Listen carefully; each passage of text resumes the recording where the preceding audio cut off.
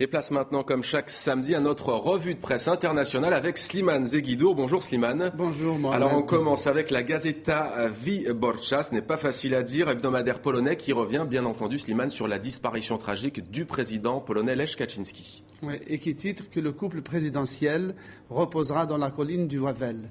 Le Wawel, c'est un haut lieu de l'histoire polonaise parce c'est une colline où il y a le château royal, une grande cathédrale et qui a été le centre du pouvoir religieux et monarchique pendant des siècles en Pologne. Sont enterrés là-bas les grands poètes, les grandes figures nationales, les figures patriotiques et évidemment une quinzaine de rois polonais. C'est un peu l'équivalent d'ailleurs du Panthéon, je crois, Slimane. C'est à la fois le Panthéon, la cathédrale de Reims, c'est le Mont Valérien. Donc c'est vraiment un des hauts lieux symboles de la nation polonaise. Et autant la mort tragique du président, de son épouse et de son gouvernement, une partie de son gouvernement, qui plus est, non loin du lieu où a eu lieu le massacre de Katyn, où 22 000 officiers polonais ont été froidement exécutés. Par la police soviétique. Eh bien, autant cette tragédie a fait consensus national, autant le choix du lieu de l'enterrement a suscité quelques polémiques. Néanmoins, le journal dit que cette tragédie offre une occasion unique pour que les Polonais et les Russes puissent sceller une réconciliation historique, un peu à l'instar de la réconciliation franco-allemande qui a été organisée par De Gaulle et Adenauer. On va partir en Algérie maintenant, Slimane, avec El Khabar Hebdo qui se penche sur une décision qui fait beaucoup parler, pas de barbe sur les papiers d'identité.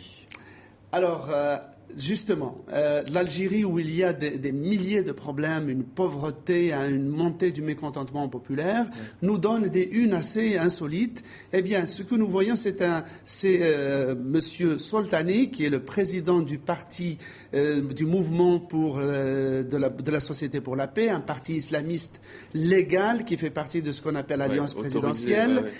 Pourquoi il dit « je ne couperai pas ma barbe » même si on me le demandait car ce serait un abus de pouvoir? Tout simplement parce qu'il y a un projet d'établissement de passeport et de carte d'identité biométrique qui exige évidemment un visage complètement découvert pour la photo d'identité. Mais ce n'était pas déjà le cas, ça, Slimane? Non, c'est nouveau. Non, c'est tout à fait nouveau et ça pose des problèmes monstres. Alors, les islamistes, les conservateurs ont dit que les femmes ne se dévoileront pas pour prendre la photo, les barbus ne tailleront même pas leur barbe et qu'il fallait les accepter tels qu'ils sont ou rien du tout. Ils ont même eu un renfort des oulémas saoudiens qui se sont fondus d'une fatwa pour dire « tenez bon, on est avec vous ». Alors voilà pour l'Algérie, on a à Malte, Slimane, les couples non mariés là qui sont visiblement pas les bienvenus, en tout cas pas quand le pape vient sur l'île. L'hebdomadaire Torcha prend, lui, position. Alors l'hebdomadaire Torcha parle de la visite du pape qui arrive aujourd'hui. Il arrive pour célébrer le 1950e anniversaire du naufrage de l'apôtre Saint Paul qui donc a échoué sur les côtes de Malte et qui a été très bien accueilli. Seulement le pape arrive au moment où il y a le scandale des pédophiles, des victimes maltaises ont été abusées par du membre des clergés et elles ont demandé à être reçues par le pape. Pour l'instant, il n'y a aucune réponse et il y a une sorte de rancœur ou de jalousie par rapport aux Irlandais qui, eux, ont eu droit à une lettre ouverte de contrition et de regret du pape. Et le journal leur dit, eh bien, si vous voulez bénéficier des mêmes égards que les Irlandais, vous n'avez qu'à vous manifester au grand jour et rendez-vous en grand nombre pendant les messes papales pour vous faire remarquer. Et on termine avec les États-Unis. Vous vous êtes intéressé à l'hebdomadaire Atlantic Monthly, donc aux États-Unis, qui, lui, s'intéresse à l'obésité des Américains. Visiblement, ça ne s'arrange pas. Pas du tout, et loin de là, donc on voit la Statue de la Liberté complètement obèse. Eh bien, l'obésité aux États-Unis va toucher, selon le journal, un Américain sur deux d'ici quelques années. Déjà, aujourd'hui, 68% des Américains adultes sont en surpoids, un tiers des enfants le sont aussi, un enfant sur 5 est obèse. Cette proportion est carrément de 1 sur 2 pour les Noirs et les minorités mexicaines et les couches populaires, parce que c'est de la malbouffe.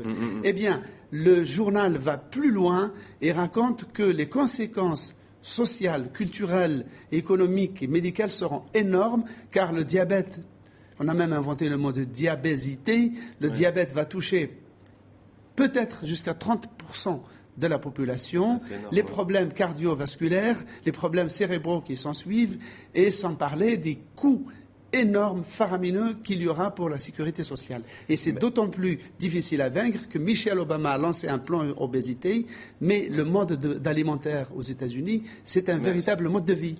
Merci beaucoup Slimane Zegoudour pour cette revue de presse internationale.